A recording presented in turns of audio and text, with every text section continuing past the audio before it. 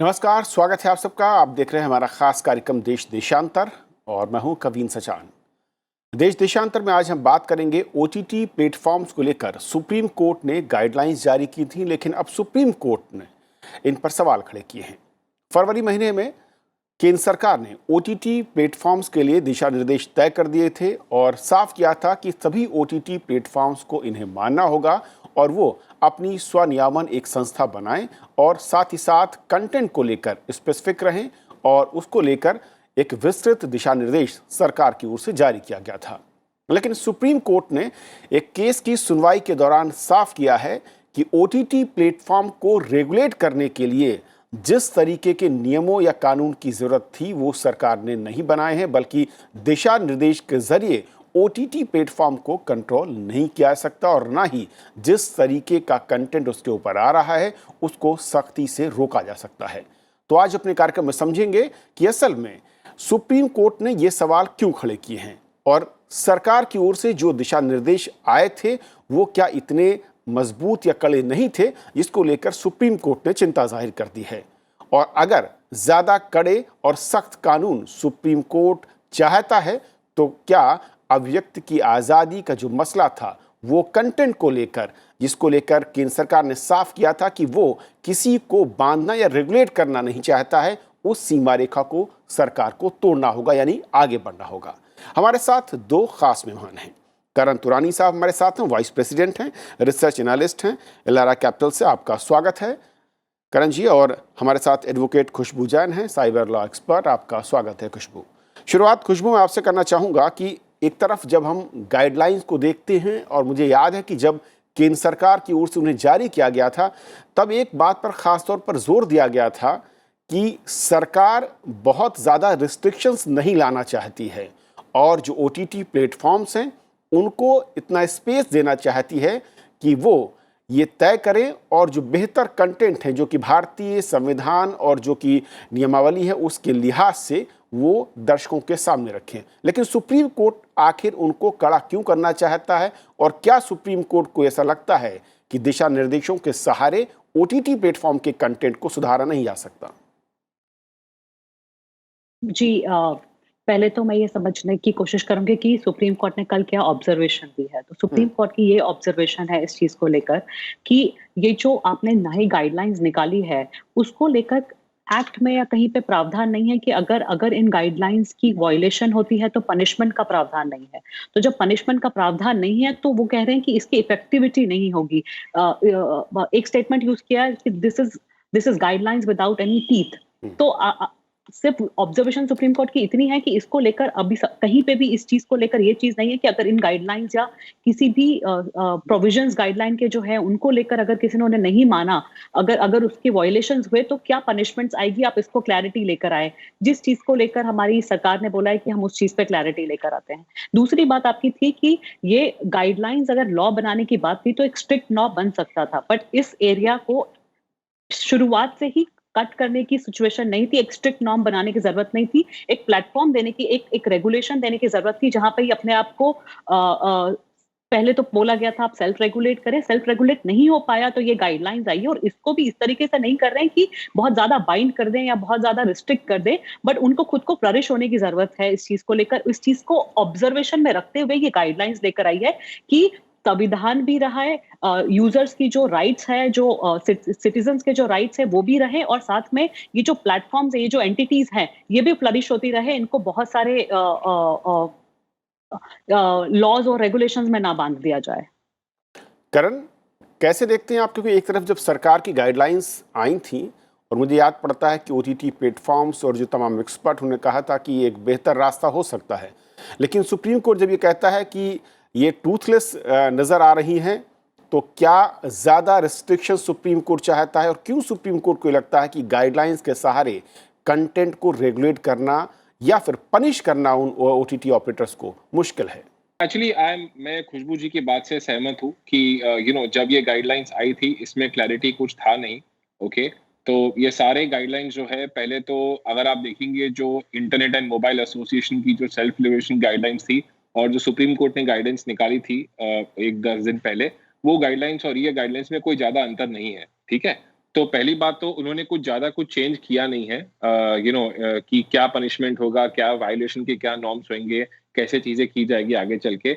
और दूसरा क्या है कि ये पोजीशन में हम कुछ बोल नहीं सकते बिकॉज यहाँ पे बहुत सारा कंफ्यूजन है। एक एंड पे क्या है कि आप सेंसरशिप अगर करते हो तो वहां पे बहुत ज्यादा कंट्रोल हो जाता है, और सेंसरशिप करने से क्या हो जाएगा कि ओटीटी की पूरी ग्रोथ इंपैक्ट हो जाएगी इन टर्म्स ऑफ इंडिया में जो डिजिटल स्टोरी है वो इंपैक्ट हो जाएगा। दूसरी तरफ अगर आप उनको एकदम फ्रीली छोड़ते हो तो फिर सिचुएशन ये आ जाएगी, कंट्रोवर्सीज आएंगे, दूसरे टाइप के कंटेंट आएंगे, कंट्रोवर्सीज होएगी, नेगेटिव इंपैक्ट होएगा सोसाइटी पे। तो मेरे हिसाब से आई थिंक उनको एक मिडिल ग्राउंड तक पहुंचना होगा जहां पे कि ज्यादा स्ट्रिक्ट भी नहीं हो जाए और ज्यादा छोड़ भी नहीं सके। एंड बीच में आई थिंक मेरे हिसाब से ये सिचुएशन ऐसे चलेगी यहाँ से कि there will be interference from the government. मतलब सरकार हर बार देखेगी, कुछ ना कुछ कंटेंट को मॉनिटर करेगी, कैसे कंटेंट बन रहा है, क्या बन रहा है। जब उनको लगा कि ये कंटेंट अच्छा नहीं है या ये कंटेंट से सोसाइटी को हार्मफुल हो रहा है या कुछ गलत इसमें दिखाया जा रहा है जो फैक्चुअल करेक्ट नहीं है और इससे जैसे कि अहिंसा फैलेगा या कुछ फैलेगा, तो वहां पे उनको बोलेगी कि आप ये कंटेंट ब्लॉक कर दो या आप ये कंटेंट हटा दो या आप ये वेब सीरीज हटा दो। सिमिलर चीज हुई थी अमेजोन की वेब सीरीज तांडव में। क्लियरली जब तांडव में कुछ कॉन्ट्रोवर्शियल चीजें दिखाई गई थी तो सरकार ने उन पर बोला था कि ये चीजें कॉन्ट्रोवर्शियल है, ये सही नहीं, ये हमारे सोसाइटी के लिए गलत माहौल बना सकती है। तो तांडव के प्रोड्यूसर्स ने क्लियरली वो जो सीन्स थे वो डिलीट कर दिए। मेरे हिसाब से सिचुएशन ऐसे ही चलती रहेगी, कंफ्यूजन बहुत ज्यादा रहेगा बिकॉज ये आज जुगा से चीजें आती रही है। अगर आप देखेंगे in the case of a film like a Padmaavat, जब पद्मावत की पिक्चर भी आई थी तभी भी सेम चीज था। 2-3 स्टेट्स ने वहां पे बैन कर दिया था, वहां पे दहशत हो गए थे, सिनेमा वालों ने बोला कि हम पद्मावत पिक्चर यहाँ पे नहीं चला सकते हैं। पर फिर पद्मावत ने जब वो सीन्स निकाल दिया तब वो पिक्चर सारी पूरी इंडिया में रिलीज हो चुकी थी। तो मेरे हिसाब से ये कुछ नया चीज नहीं है, ये सिर्फ एक चीज है कि आज की तारीख में ये ओटीटी में बहुत ज्यादा हो रहा है बिकॉज ओटीटी कंजम्पशन बहुत ज्यादा रहा है तो लोगों की आंखों में आ रहा है। बट कंटेंट बनाना, कंटेंट पे कंट्रोवर्सीज होना, इसमें कोई नई बात नहीं है, ये हमेशा से होता आ रहा है। खुशबू, एक चीज थोड़ा सा मैं दर्शकों के नजरिए से और ये भी कि क्या मौजूदा नियम जो हैं, जो कानून हैं जिसके दायरे में ओटीटी नजर आता है या उसके कंटेंट को लेकर अगर शिकायतें होती हैं तो किस तरीके की कार्रवाई के अधिकार एजेंसियों के पास हैं और अगर वो कमज़ोर हैं तो कहाँ पर हैं? और शायद क्या इसीलिए सुप्रीम कोर्ट चाहता है कि ज़्यादा स्ट्रिक्ट कानून के साथ आना चाहिए जहां पर पेनल्टी का स्पेशल एक क्लॉज नजर आए? जी बिल्कुल, अगर आप अभी बात करें तो indecent representation of women act जो है उसको लेकर कुछ प्रावधान है जहां पर आए। लॉ एंड ऑर्डर सिचुएशन जहां आ जाती है, जहां आप किसी रिलीजियस सेंटिमेंट्स को हर्ट करने की कोशिश करते हैं तो इनको लेकर आईपीसी में कुछ प्रावधान है, बट एक होलिस्टिक चीज नहीं है वहां पर जहां पर आप इन सब चीजों को आपको मानना पड़ेगा या एक कमिटी नहीं बैठा के रखी आपने जो ओवरसी करेगी। अगर हम यही जैसे करण जी बात कर रहे थे कि इसी को अगर मैं ऑफलाइन लेकर जाऊं तो ऑफलाइन हम जिस तरीके से सिनेमा हॉल में मूवी जाने के पहले सेंसर बोर्ड उसको चेक करता है, तो वो सेंसर बोर्ड के पास में सारे नियम की जवाबदारी होती है कि ये नियम है और इस नियम के खिलाफ जा रहा है तो यहाँ पे आप चेंजेस कीजिए। तो ये जो सेल्फ रेगुलेटरी मैकेनिज्म की बात कर रहे हैं और जो टी टेयर इन्होंने ग्रेवेंस मैकेनिज्म को लेकर बात की है, तो वो जो कमिटी है वो भी इसी चीज को देखेगी, कंटेंट को देखेगी कि आप इस कंटेंट को किस तरीके से कर रहे हैं, क्या ये इंडियन लॉज के हिसाब से है या नहीं है, क्या ये किसी के सेंटिमेंट्स को हर्ट करेगा, क्या ये इनडिसेंट रिप्रेजेंटेशन ऑफ वुमेन है। तो ये जितने प्रावधान है ये अलग अलग जगह पर है, समझ में नहीं आता है how much is too much, कितना nudity is too much for you. तो ये जो है ये बहुत सब्जेक्टिव सिचुएशन क्रिएट कर देता है, तो उसको लेकर सेल्फ रेगुलेटरी होना स्टार्ट करना मेरे हिसाब से गलत नहीं है। अगर देखें ये फुल प्रूफ मैकेनिज्म नहीं है, press council of India, advertisement, AFCI, हम बहुत सारे सेल्फ रेगुलेटरी नॉर्म्स देख रहे हैं जो नहीं काम कर पाते हैं। यहाँ पे भी हमने इनको सेल्फ रेगुलेटरी का ही प्रावधान दिया था, 2 साल से इनको यही बोला जा रहा था कि आप खुद अपने आप को एक मैकेनिज्म बैठाकर आप सेल्फ रेगुलेट करें, पर ये लोग नहीं करते हैं। सुप्रीम कोर्ट की भी यही ऑब्जर्वेशन थी कि बहुत सारे OTT प्लेटफॉर्म्स पे पोर्नोग्राफिक टाइप का कंटेंट दिखाया जाता है। तो आप जब पोर्नोग्राफिक कंटेंट दिखा रहे हैं, आप गाइडलाइंस को नहीं मान रहे हैं, आप लॉज को नहीं मान रहे, तो उस समय पे लॉ के आने की जरूरत थी। और जस्ट बिकॉज इनका ओपिनियन है कि लॉ बहुत ज्यादा स्ट्रिंजेंट हो जाएगा तो गाइडलाइंस लेकर आई है ताकि धीरे धीरे 3 महीने में इस चीज को लेकर लोग इस सिचुएशन में आए और उसके बाद हम करें। और अगर मैं ये ग्रेवियंस रिड्रेसल मैकेनिज्म की बात करूं तो ये भी बहुत अच्छी चीज है कि ये जो कमिटी, ये जो बॉडी बैठेगी, ये बॉडी होगी 7 लोगों की, जो रिटायर्ड जज ऑफ सुप्रीम कोर्ट या हाई कोर्ट है वो उसको हेड करेंगे। 6 लोगों की इस बॉडी को होगी और ये मीटी को रजिस्टर करेंगे अपने आप को। Ministry of information and broadcasting के साथ में ये कमेटी अपने आप को रजिस्टर करेगी और ये ओवरसी करेगी कि आप जो कंटेंट है पब्लिशर का वो कोड ऑफ एथिक्स या ग्रेवियंस को मान रहा है नहीं मान रहा है, और अगर कोई इशू होता है तो ये सारी चीजें 15 दिन में इसको सॉल्व करेगा पब्लिशर। लेकिन खुशबू, अगर अभी जो मौजूदा इस वक्त मैं कहूँ कि कानून है और जो दिशा निर्देश हैं, उसके नज़रिए से उसके लिहाज से अगर कोई भी ओटीटी प्लेटफॉर्म पर कंटेंट जो इस तरीके का है जो कि उल्लंघन के तौर पर माना जाए लीगली, किस तरीके की कार्रवाई का अधिकार इस वक्त एजेंसियों के पास है? जी अगर उल्लंघन की हम बात करें तो वही बहुत सब्जेक्टिव हो जाता है कि उल्लंघन किस प्रकार का है। अगर इनडिसेंट रिप्रेजेंटेशन ऑफ वुमेन है तो आप उनके खिलाफ एक और एफआईआर कर सकते हैं। जो तांडव का इन्होंने एग्जांपल दिया, तो आप रिलीजियस सेंटिमेंट को हर्ट कर रहे हैं तो उसमें आईपीसी के कुछ प्रावधान आ जाते हैं, आप उनके ऊपर एफआईआर कर दें। पर एक पूरा मैकेनिज्म जो सिनेमेटोग्राफ एक्ट में है हमारे ऑफलाइन मीडिया के लिए, ऑफलाइन मूवी के लिए, वही सेम कंटेंट अब ऑनलाइन में भी आ जाए, या तो आप वहां अमेंडमेंट कर दे या अमेंडमेंट नहीं कर रहे हैं तो मेरे हिसाब से अभी पूरा कंप्लीट नहीं है। यहाँ पे एक पूरा इन लोगों को एक ओवरसाइट मैकेनिज्म के साथ साथ आपको एक मुझे पूरी गाइडेंस देनी पड़ेगी। कोड ऑफ प्रैक्टिस को जो एथिक्स है आपके और जो प्रैक्टिस है उसको आप मुझे बताना पड़ेगा कि ये सारे एथिक्स को मुझे मानना है। तो वहां पे आई थिंक एक जगह बची है जहाँ पे इन लोगों को काम करके इशू करनी होगी। करण, तो क्या ये माना जाए कि अगर हम सुप्रीम कोर्ट के ऑब्जर्वेशन को देखें तो साफ तौर पर यह कि एक और सेंसर बोर्ड की जरूरत है जिसकी तरफ कदम बढ़ाने होंगे और उसको कानून के साथ बांधना होगा? जी बिल्कुल। तो मेरे हिसाब से आई थिंक ये सेंसर बोर्ड अगर आता है तो ये बहुत ज्यादा नेगेटिव होएगा, बिकॉज जो ओटीटी के जो दर्शक है, जो लोग ओटीटी देखते हैं, वो यूथ क्राउड है, यंग क्राउड है, उनको फ्री कंटेंट पसंद है, उनको आज के दौर के कंटेंट अच्छा लगता है। और पूरी दुनिया में ग्लोबली कहीं भी इतना सेंसरशिप या कहीं भी इतना इंटरफेरेंस ओटीटी में होता नहीं है। तो अगर ये चीजें हम करते हैं तो ये बहुत बड़ी प्रॉब्लम हो सकती है इसकी वजह से। और दूसरी बात यह है कि आप देखेंगे आज की तारीख में जो ओटीटी के बड़े प्लेयर्स हैं वो सारे ग्लोबल प्लेयर्स हैं। तो वो जब अपना कंटेंट या शो लॉन्च करते हैं तो ग्लोबली एक ही टाइम पे लॉन्च करते हैं। तो उनके लिए बहुत बड़ी दिक्कत हो जाएगी कि अगर इंडिया का शो लेट लॉन्च करेंगे या सेंसर करके लॉन्च करेंगे और वही शो दूसरे कंट्रीज में दूसरी तरीके से लॉन्च करेंगे, तो ये एक बहुत बड़ा प्रॉब्लम है। प्लस इवन ग्लोबल शोज, ये जो ओटीटी जायंट्स है, ये लोग इंडिया में भी जो इंडिया बेस्ड शोज लॉन्च करते हैं वो ग्लोबली भी दिखाते हैं। तो उनके लिए बहुत बड़ी तकलीफ हो जाएगी कि इंडिया में थोड़ा सेंसरशिप करो, थोड़ा नहीं करो। तो आई थिंक ये बहुत ही कॉम्प्लिकेटेड सिचुएशन है। नो डाउट गवर्नमेंट ने रेगुलेशंस लेके आया था, बट मेरा ये मानना है कि अगर 3-4 महीने में कंट्रोवर्सीज रही और ज्यादा न्यूडिटी कंटेंट दिखाया गया बार बार इन ओटीटी प्लेटफॉर्म से, तो गवर्नमेंट की इंटरफेरेंस बढ़ेगी। सेंसरशिप होगा ना होगा वो कुछ कह नहीं सकते कि कभी कैसे होगा, but definitely step toward censorship can happen for India OTT.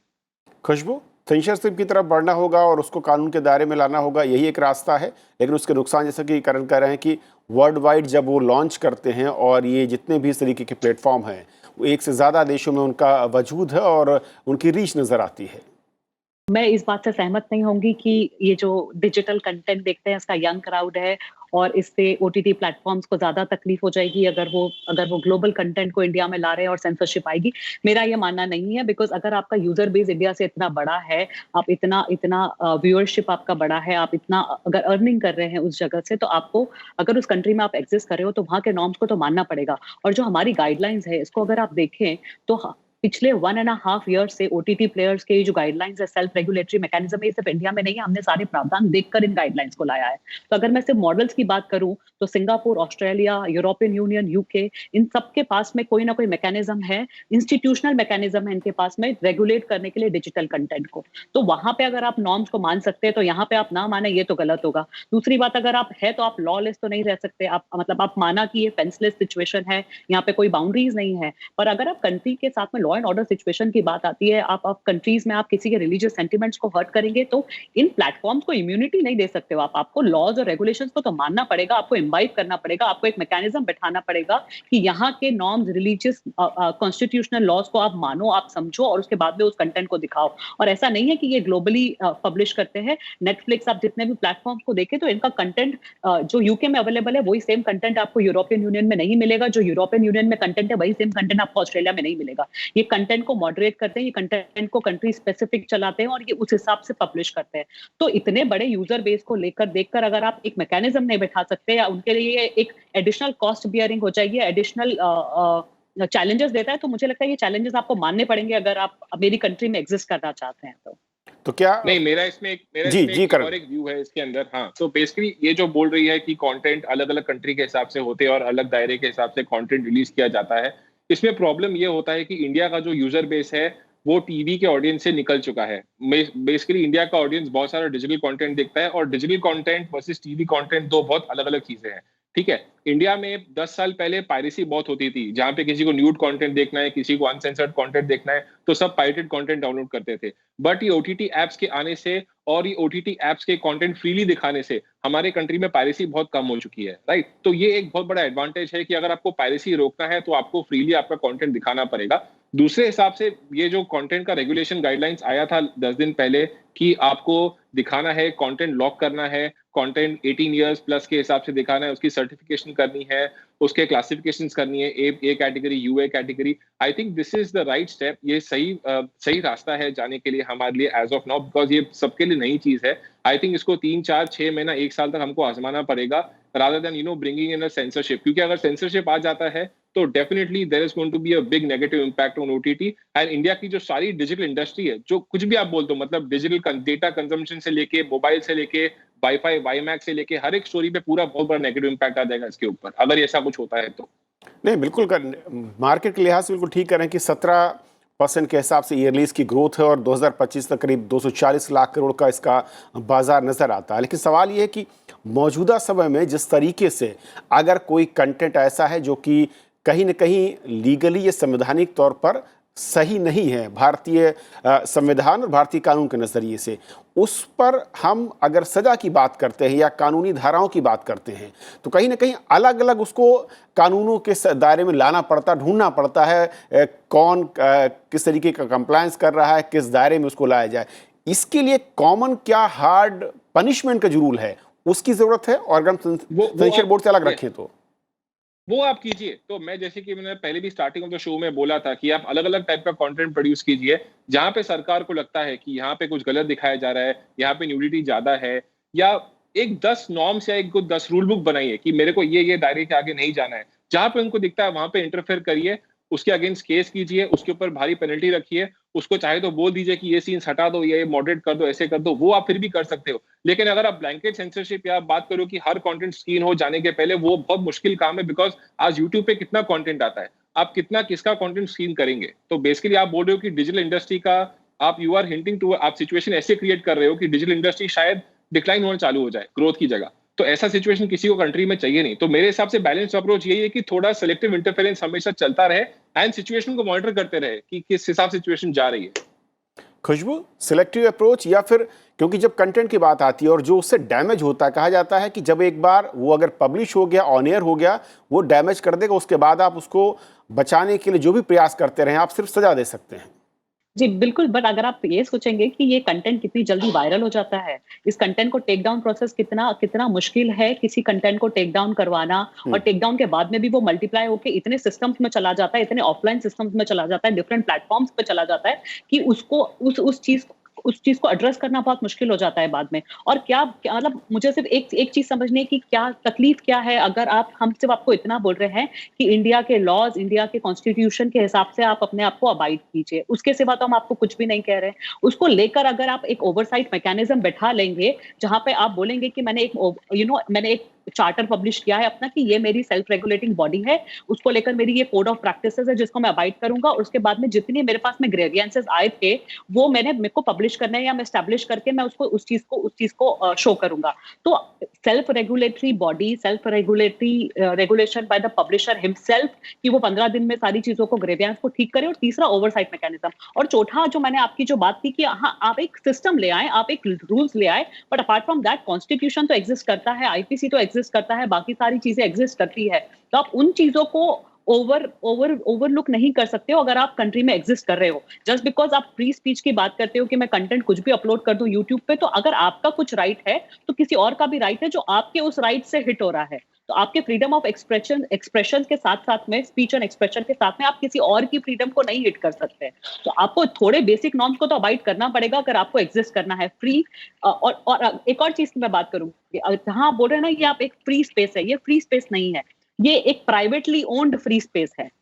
अगर ये फ्री स्पेस होती तो ठीक है, माना जाता, बट यहाँ तो आप जिन ओटीटी प्लेटफॉर्म्स की मैं बात कर रही हूँ, ये कंटेंट को रेगुलेट करते हैं, ये कंटेंट को देखते हैं, मॉडरेट करते हैं, इनका कंटेंट से अर्निंग मॉडल है, तो अब जब आप इतना सारा कर सकते हैं तो उसमें एक चीज और ऐड हो जाएगी, तो कहाँ तकलीफ आ रही है इस चीज को लेकर। और वो भी हम ये नहीं बोल रहे कि हम आपको कंट्रोल करने की कोशिश कर रहे हैं, हम सिर्फ इतना बोल रहे हैं और हम बहुत समय से बोल रहे हैं कि हमारे जो लॉज है आप उनको मानो, हमारे जो लॉज है उनके हिसाब से आप चलो। हम आपकी इंडस्ट्री को तो किल करने की बात नहीं कर रहे हैं। तो ये जो रेगुलेशन आई थी ये उसी को देखते हुए आई थी कि हम एकदम कंट्रोल नहीं कर रहे हैं, हम धीरे धीरे चीजों को कर रहे हैं। और जहां सुप्रीम कोर्ट का ऑब्जर्वेशन है, सुप्रीम कोर्ट का ऑब्जर्वेशन बहुत क्लियर है कि अगर ये सिचुएशन में नहीं माना गया किसी चीज को या उल्लंघन हुआ किसी चीज का, तो उस समय पे आप अगर आओगे मेरे पास में या किसी के भी पास में, तो हमारे पास कोई सजा का प्रावधान नहीं है, तो आप इसको एनफोर्स कैसे करोगे। तो ये तो सिर्फ बोलने की बात है। एनफोर्सेबिलिटी के टाइम पे या जब कोई सिचुएशन में जहां पे नहीं बात मानी गई है तब आप क्या करोगे, तो उसको लेकर क्लैरिटी आप लेकर आओ ताकि ये एक कंप्लीट लॉ बने। बिकॉज ये होने के जस्ट बाद 4 महीने 6 महीने बाद में फिर से यही इशू उठेंगे, और जब इशू उठेंगे तब आप फिर से कोर्ट के पास जाएंगे, फिर से सरकार बोलेगी कि इसको लेकर मैं नए प्रावधान लेकर आता हूं। तो सिर्फ इतनी सी ऑब्जर्वेशन है कोर्ट की कि ये टूथलेस मत करो, आप इसको कंप्लीट कर दो। करण, तो मेरे हिसाब से इसका एक मिडिल ग्राउंड बनना चाहिए मेरे हिसाब से, जैसे कि इसकी सजा बहुत कड़ी होनी चाहिए। अगर कोई कंटेंट कोई फ्री डालना भी चाहता है, उसको डर लगे ये टाइप का कंटेंट में डालूं, सोच समझ के कंटेंट डाले, राइट, ये बात इनकी सही है। बट इसमें सेंसरशिप लाना एक नामुमकिन चीज है, बिकॉज इफेक्टिवली ये चीज कंट्रोल नहीं हो सकती है पूरी तरीके से। बट मिडिल ग्राउंड ऐसे ही बनेगा कि कहीं कहीं पे सिलेक्टिव इंटरफेरेंस अगर करना है तो वहां सरकार कर सकती है, और अगर सजा बहुत ज्यादा कड़ी होती है तो सामने जो पब्लिशर है या सामने जो कंटेंट क्रिएटर है या जो कंज्यूमर है जो कंटेंट डालता है, वो कंटेंट डालने के पहले 10 बार सोचे। ये एक सोल्यूशन रहेगा मेरे हिसाब से इसका एज ऑफ नाउ। सजा तो कड़ी होनी चाहिए। आप मानते हैं कि ये एक प्रावधान लाना चाहिए, गाइडलाइंस को अगर अबाइड नहीं करते हैं और उसका उल्लंघन करते हैं तो सजा के लिए तैयार रहें, और शायद सुप्रीम कोर्ट की मंशा भी कुछ यही है। सेंसरशिप एक अलग मसला है। जी बिल्कुल, मेरा भी यही कहना है कि वो इसको कंट्रोल नहीं करना चाहते हैं। हम एक इस स्पेस को खुद ही फ्लरिश हो, उसी चीज की चीज है। ये सरकार भी यही चाहती है, सुप्रीम कोर्ट का भी यही ऑब्जर्वेशन है। वो सिर्फ सजा की बात कर रहे हैं कि डर नहीं बैठेगा। कल से अगर आप मेरे पास आओगे भी कि आप एक सेल्फ रेगुलेटरी मैकेनिज्म बना दो, आप ये सारी चीजें करो, उसके बाद में अगर आप मैं सोचूंगी कि अगर मैंने नहीं किया तो क्या होगा, तो कुछ नहीं होगा, तो फिर इसका कोई एनफोर्सेबिलिटी नहीं बनती है। एक छोटी सी चीज है कि एनफोर्सेबिलिटी या उस डर के लिए, एनफोर्सेबिलिटी के लिए आप एक सजा का प्रावधान भी इसमें डालो। ओके, बहुत बहुत शुक्रिया आप दोनों मेहमानों का हमारे साथ इस चर्चा में शामिल होने के लिए और समझाने के लिए कि असल में ओटीटी प्लेटफॉर्म्स को लेकर फरवरी महीने में सरकार ने जो गाइडलाइंस तय की थी उसके बाद सुप्रीम कोर्ट का ऑब्जर्वेशन क्या है, और सुप्रीम कोर्ट को क्यों ये कहना पड़ा कि आखिर जो गाइडलाइंस हैं वो कमज़ोर ज़रूर नहीं हैं, लेकिन सज़ा के प्रावधान के नज़रिए से वो उतनी मजबूत नज़र नहीं आ रही हैं, जिसको लेकर ज़्यादा कड़े कानून की ज़रूरत है या प्रावधानों की ज़रूरत है। तो आज फिलहाल इतना ही। नमस्कार।